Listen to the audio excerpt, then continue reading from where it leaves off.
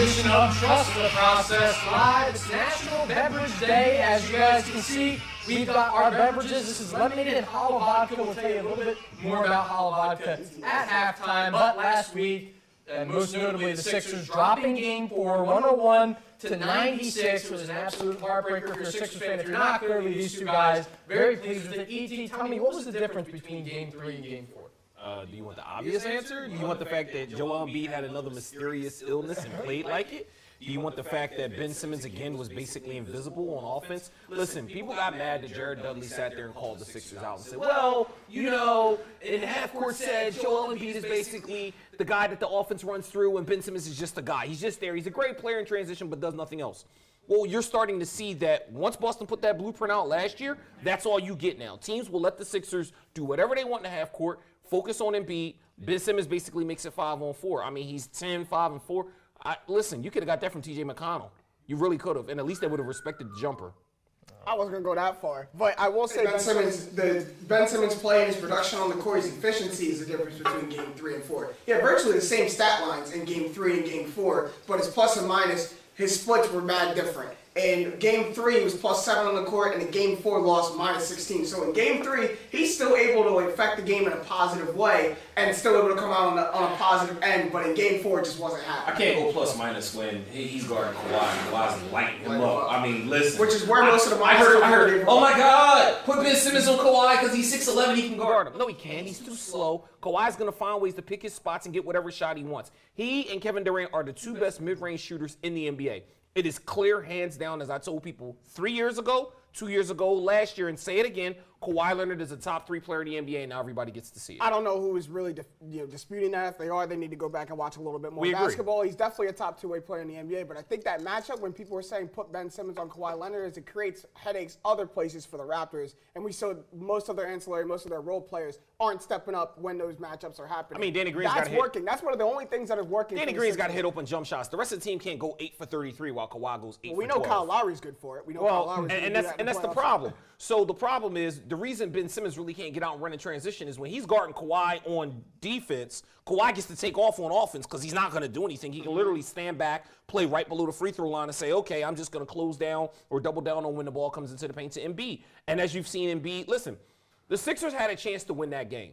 We're going to call it what it is. They had a chance to win it, and Embiid blew it. You can say whatever you want about how bad his line was and all other stuff. He makes the 2 free throws. He doesn't turn the ball over twice. It's a much different game. You see what I'm saying? But when you start giving a team on the road that many opportunities with a killer like Kawhi, eventually he's going to kill you, and that's what he did. They lost the turnover battle in both games. They lost the points in transition both games. They're losing things that, especially if you're at home for 2 games, you have to take advantage of that. You're careless with the ball and don't make good decisions, and a good team like the Raptors is going to take advantage. Ben Simmons also isn't getting the chance to go in transition because of how efficient Kawhi is on the offensive Correct. end.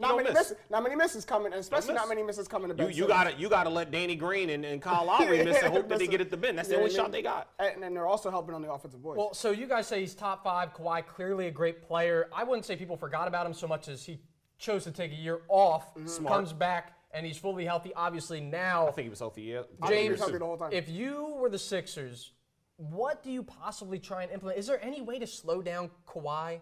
I mean, we have a 4-game sample size, and he's averaging, 39, 40? Just about. Like 60-something%. You know what I mean? Yeah. So the playoffs, 35. So the answer is you don't stop him. You maybe hope to contain him, and the Sixers aren't even doing a good chance of that. You have to limit the amount of one-on-one possessions Kawhi has. Like, Kawhi needs to see at least 2 or 3 pairs of eyes every time he has the ball. Even if it's not straight up one-on-one, he needs to feel presence from help. Because when he gets the ball out of his hands, get the ball out of Kawhi's hands early, because his other players have proven that they can't step up and help him and fill the void. Especially now that Siakam is shown to be hurt, you need to get the ball out of Kawhi's hands. Outside of locking him in the broom closet for the start of the game, the only other thing that you could possibly do is put a consistent double team on him. Cheat off of Kyle Lowry. Whoever Kyle Lowry's man, I don't care if it's J.J. Redick, it's just a body. Let Kyle Lowry shoot. And if Kyle Lowry kills you, Kyle Lowry kills you. You live with that. They were meant to win if Kyle Lowry kills you. If Kyle Lowry can shoot, 50% from the field and knock down threes and kill you, then so be it. He's shown throughout his entire career, being an all-star, he does nothing in the playoffs. So that's what you give him. It's a lack of respect. You basically give him the Rajon Rondo treatment. Just cheat off of him and let him beat you. And the Sixers rotations off of help defense have been pretty good. You've seen them come weak side and help a lot of defenders. So let them swing the ball all the way around. As long as it's Kawhi not taking the high percentage shot, you got to live with it. They're showing a teeny bit better on P&R. They're not hedging as good as they probably could to stop that dribble handoff, which they like to run a little bit. Resulted in Kawhi's late Which three. is what gets you where you are, because anytime you got Joel Embiid, who's already sick, matched up against Kawhi, advantage Kawhi. So make sure that you share the show. Let us know if you were the coach. I know a lot of people are getting on Brett Brown. If you were the coach, what would you do to try and slow down Kawhi? But we have a question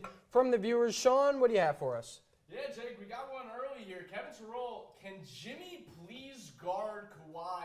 He's the most athletic player on the team. What do you guys think about that? So I called this at the beginning of this series and said you need to put your best defender on their best player. Granted, the problem is what you trade off is if Jimmy wastes all his energy on defense, he's going to be half a man on offense.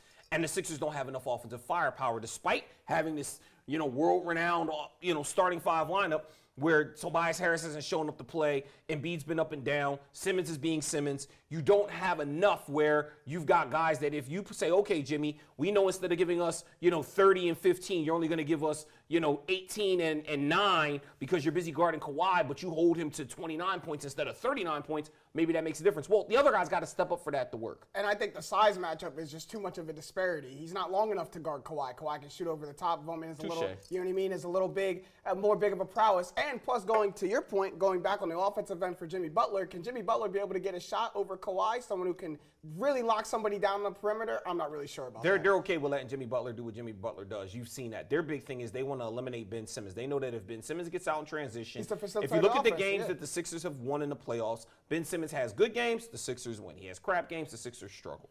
Well, not true in Game 3. Not true in Game 3, but he was running the floor. He was getting a lot of back cuts. He was getting some easy looks at the basket because he was being active, because the game was moving at a much faster pace.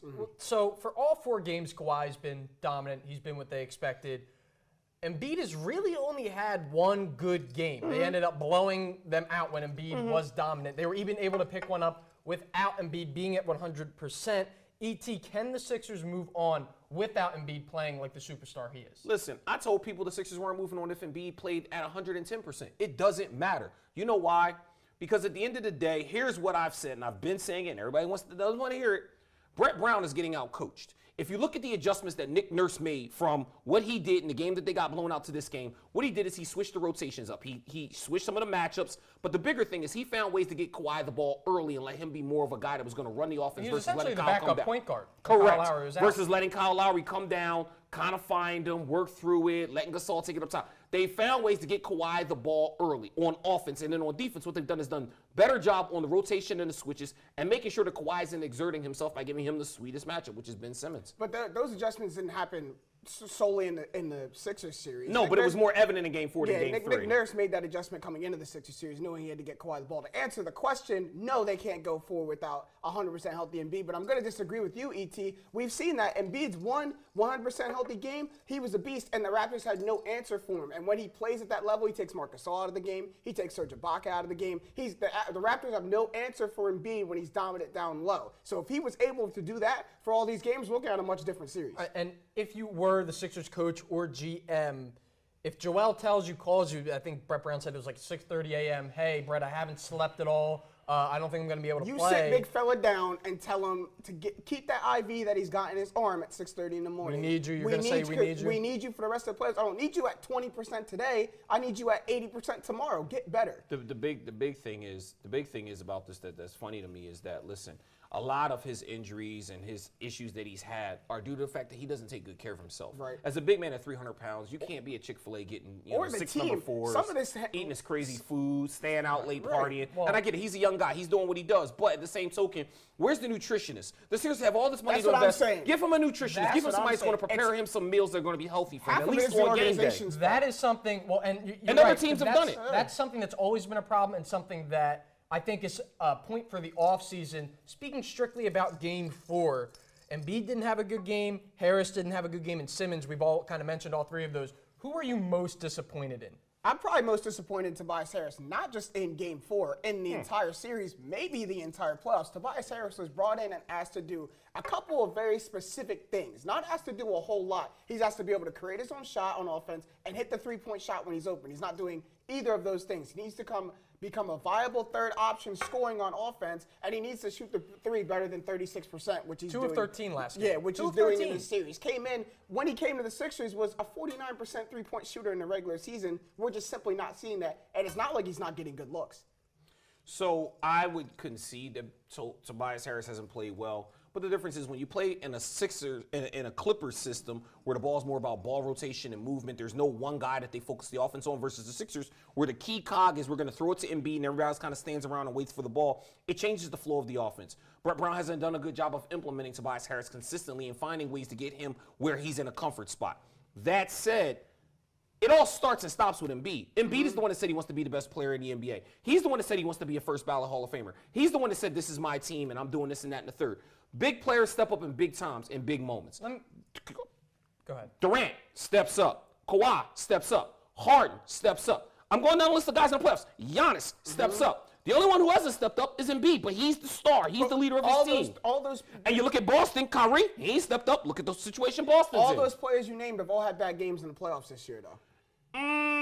All of them. Giannis had a bad game. Harden had a bad game. And KD had a bad game. Joel's having a bad series. And in each of those times, their teams have still won and survived those bad games. He's having a bad series, though. It's more than just a game. So you obviously have something out for Brett Brown saying he can't adjust. I don't know what sweeter spot he has to put Tobias Harris in. Then you're down 4 points. You have a wide open shot from well, he's three. got to make that. And so Tobias Harris is known to be able to get his own shot. Then for the adjustments that Brett has made, do you like shortening the bench? Do you like going with Embiid on Siakam and now putting Simmons on Leonard? Do you think that that's worked effectively? I know, E.T., you can start out. Every team kind of shortens their rotation. Guys don't play 10, 11, 12 deep in the bench. But the problem is if you see that Joel just doesn't have it, you got Boban who might be, slower than watching molasses, roll down a hill.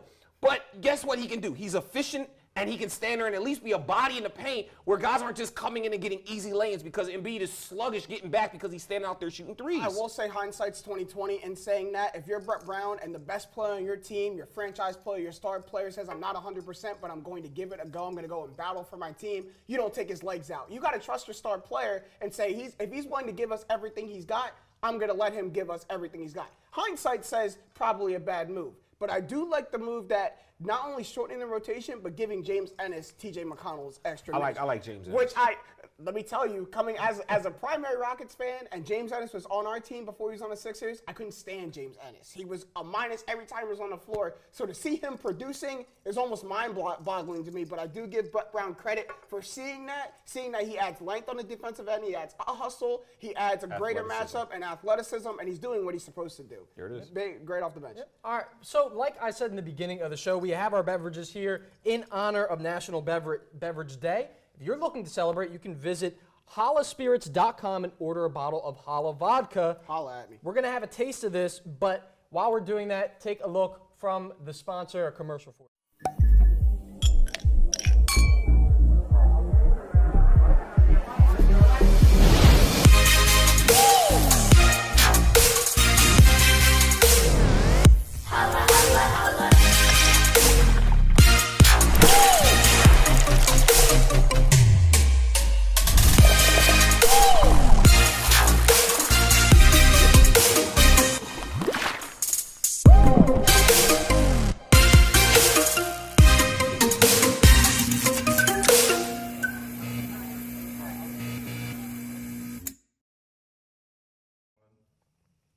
The award-winning, naturally infused Holla Vodka is distilled right here in York, PA, right in PA, and it has a fresh take on vodka. There's multiple flavors that you can go and try out. If you are interested in that, you can get 10% off your purchase with the code MyNewPhilly if you go to hollaspirits.com, like I said, and if you want to find them on social media, they're at HollaSpirits. I'm not a huge drinker. I've thought you've this been is babysitting that. I thought this have is been pretty babysitting. smooth. I'm I've not hit a this a couple vodka guy, times. but this is pretty smooth. It's with lemonade and whatnot. One of the few drinks I drink and don't make this face afterwards. So holla to Holla Vodka for that one. Thank you very much. For those who actually drink, it's 6 times distilled. So Hold up. Wait, what do we got here? Birthday to you. y'all are funny. Y'all Happy oh man, that's great. That's great. That's great. I like lemon cake too. Happy birthday, dear E.T. Hey, there it is. Happy birthday to you. There you go. You can see him sparking. Go ahead. Oh, no, try and blow him. Try and blow him first. Oh, you crazy. So, as you can see, our producer, Aaron, got trick candles, I think by accident. Good job, Aaron. So we'll be putting Appreciate these you, out sir. all show. E.T. was all mad. He thought that we forgot his birthday. Yeah, we definitely did think we forgot. This is, I'm not going to sit there and blow him out 53 times, man. all right. So, E.T., we're going to put you on waving I just duty. did that. But we're going to do our best to move on to Word on the Street. It's a segment getting all where the charcoal. you Someone finish. take this away. This is getting a We little go up the ridiculous. smoke, right. Before we get another There visit it from is. the fire Appreciate it. marshal, Right. Kyrie, coming over with the assist, banners as well. Thank you, guys. We're moving right along to a segment called Word on the Street. You finish the sentence by filling in the missing word and then explain your choice.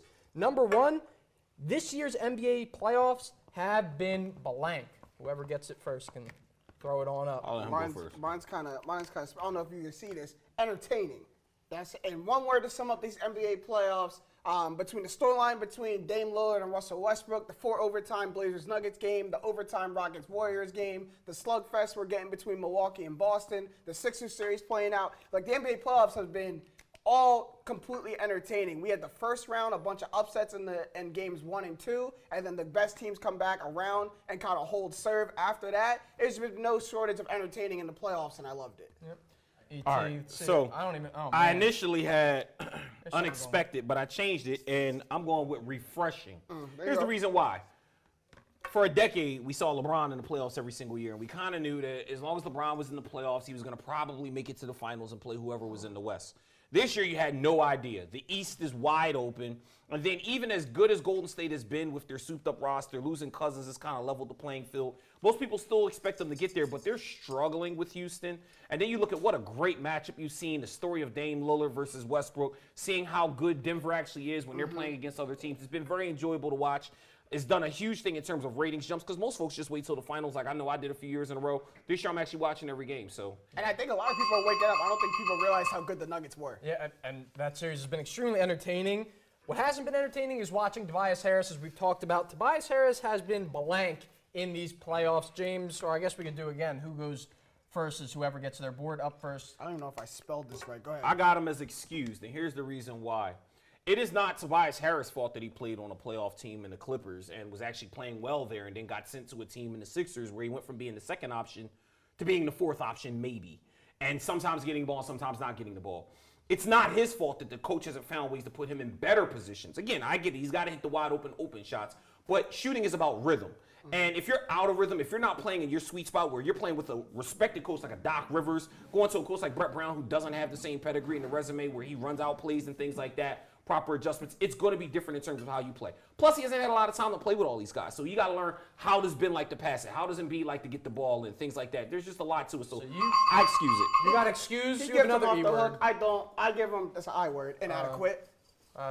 You know what I mean? Now, You yeah. know, you see that? Inadequate, and here's why I'm saying that is I don't give him much of a pass because when Jimmy Butler got here, Jimmy Butler wasn't given a route. This is how we're going to insert you in the offense. He got to insert himself and got to get himself going. That's what star players do. Okay, when you're not, it's not always just going to come to you. It's not even up to a team to hold your hand. If you're a star player, if you're a bucket getter, as Tobias Harris has always been, you got to find your way to insert yourselves in your offense. It's not about how does Ben like to pass it so he can get it to me. Maybe I got to make it easier on Ben to get me the ball. But can we agree that Tobias Harris and Jimmy Butler aren't in the same category? No, And they're that- not. And that Jimmy Butler is more of a star/superstar, and Tobias Harris is a good player butting into a star. So the expectation is different. But both all-stars, correct? Both all-star So level we players. have a question before we move on to our next question. We have a question from social media. Sean, what do you have for Yeah, us? this is my own 30, guys. Ben Simmons was really unaggressive in that game, especially he missed 2 consecutive free throws, got an offensive rebound in the paint, didn't put it right back up. What do you expect from him in Game 5? Do you expect that aggressiveness we saw in Game 2 against Brooklyn, or are we expecting the same timid Ben Simmons that we've seen time and again in these playoffs? He also got called out kind of by his teammate Jimmy Butler in a post-game press conference where Jimmy Butler even said, I need Ben Simmons to be aggressive all game no matter what's going on. So I think he's going to come out and be aggressive because you'd rather have, if Ben Simmons isn't hitting his shots, it doesn't do him any good to just sit there and be ancillary on offense and be pedestrian on offense. If he's going to get something going, he's got to create something on offense and try to get himself going. So he's got to be somewhat aggressive. So yeah. Simple question. How many free throws has Ben Simmons hit in this series? Not enough. The answer is 0. That's 0 more than everybody else in this room. He's taken 3 and he's 0 for 3. That means he's hit 0 more free throws than everybody in the city of Philadelphia. That's the problem. When you're a guy who depends solely on being able to get to the basket and being able to get in the paint and score and get to the free throw line, even though he's not a great free throw shooter, but getting there, and you're not doing that, that's where you become ineffective. I would say taking only 3 is worse than hitting 0. Agreed. He's only taken 3. Which means he's not getting to the paint enough. Yeah, you're right, exactly. All right, so with that in mind, this is you, what chance do you give the Sixers to get to the Eastern Conference Finals? James, we can go with you first, actually. I'm going to do a 69%, and here's what I'm going to say. You remember when Joel Embiid got asked by the reporter what's his health like, and he made the joke to Jalen Rose, and he said, I'm 69% healthy. So this is why I give the Sixers that chance, because it depends on a healthy Embiid whether they get past the Raptors and go to the Eastern Conference Finals. If he's not healthy, we've seen what happens. If he is healthy, we've seen what happens. It's pretty black and white at this point. Right. If he's healthy, they win. If he's not, they get smashed. Yeah. For a Game of Thrones reference, I'm going to give him Cersei%. Now, what this means is the percentage that Cersei will make it to the end of the show, okay? That's the percentage that I give the Sixers to actually make it out of this week. Okay, this series ends in 6. Before the next Game of Thrones, we'll be talking about Game of Thrones. Woo! All right, so, and the reason for that most likely will be because of Kawhi Leonard. If that does happen, give me one word for Kawhi's performance in this series. There's a lot of words you could go with, some expletives. Go ahead, you can go first, CT, if you get it down first. I rarely invoke this name, but I'm going to call it Jordan-esque. And here's why. He is dominant. And when I say dominant, he's not, he's having a good series. He's dominant. In other words, you're shooting 62% from the field when you are the guy that everybody knows is getting the ball. Everybody knows is shooting. That's Michael Jordan level. Everybody knew when the game was close, Jordan was taking every single shot down the stretch, and you couldn't stop him. That is what you're seeing with Kawhi Leonard. 62% is unfathomable for a jump shooter. Yeah. Rarely do I agree with my partner ET so much, but I do agree with him. I'm MVP-esque, so very synonymous to Jordan, LeBron, MVP, whatever-esque.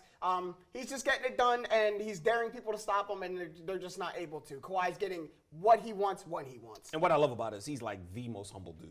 Like, he's humble. He doesn't sit there and go on social media. He doesn't sit there and make videos. The most animated thing I've seen was after Kawhi hit that tough 3 at the end of the shot clock, he gave one of these. That's it. That's all you got.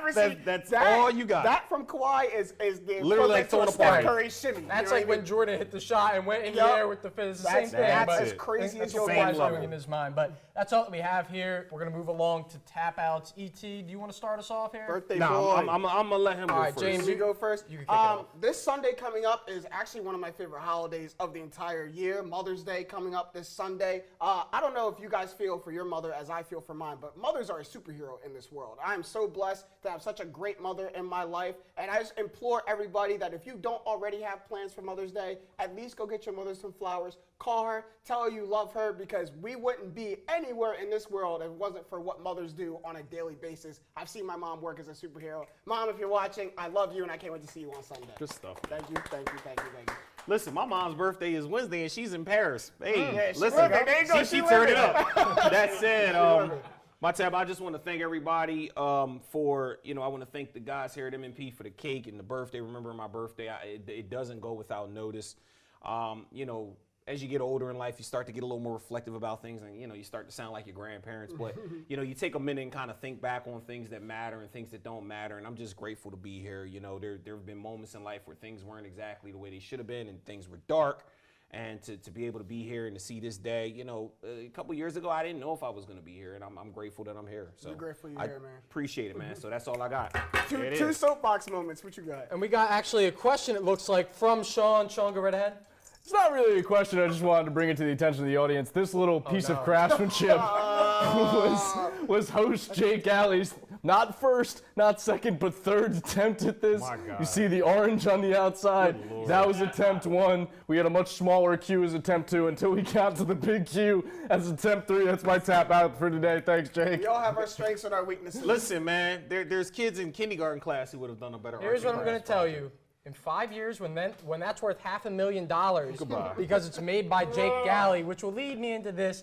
If you have a goal, set out every day to try and get a little bit closer to that goal. Whatever your success is, keep striving towards it. In this profession, as you guys all know, as we all know here, it can be tough. Keep working, keep striving. But that's all we have here for you for today. Thank you so much for tuning in. We're going to have to Who Gonna Stop Me, one of my favorite albums. But Who's gonna stop Kawhi? Nobody. Who's gonna stop him? That's all that we have here. Thanks for watching My New Philly, where something's always new and everything's always Philly, baby. Hey, that's a wow. Hey, this is good. I'll say it's good.